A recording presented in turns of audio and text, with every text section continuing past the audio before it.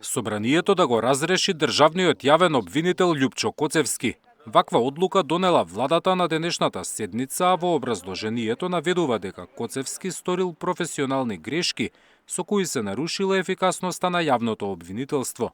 Врз основа на членот 88 став 1 од Законот за јавното обвинителство, а по претходно добиено мислење од страна на Советот за јавни обвинители, му предлага на Собранието од функцијата јавен обвинител на Република Македонија да го разреши Љупчо Коцевски, поради направени крупни професионални грешки при раководењето со јавното обвинителство, што доведува до нарушување на ефикасноста и функционалноста на јавното обвинителство.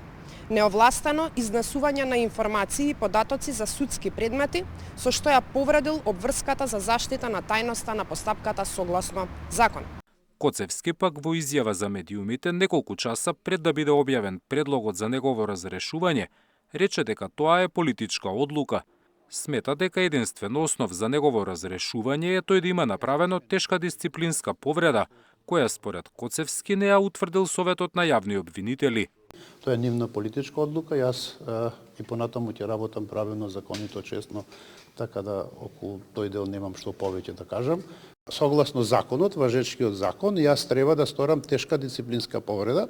Тоа Советот за јавни обвинители го констатираше дека од моја страна не е сторена тешка дисциплинска повреда. Понатаму постапката оди предлогот во влада, односно влада може да го достави до собранието, тоа не е моја надлежност.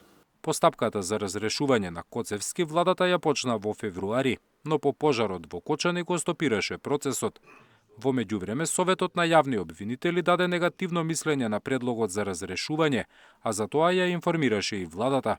Во собранието пак беше изгласана интерпелација на Коцевски, која тој ја нарече политички инструмент за упад во самостојноста на обвинителството. Од февруари лани Коцевски раководи со државното јавно обвинителство. Беше избран со 62 гласа од претходното пратеничко мнозинство. Зоран Јаневски, Сител телевизија.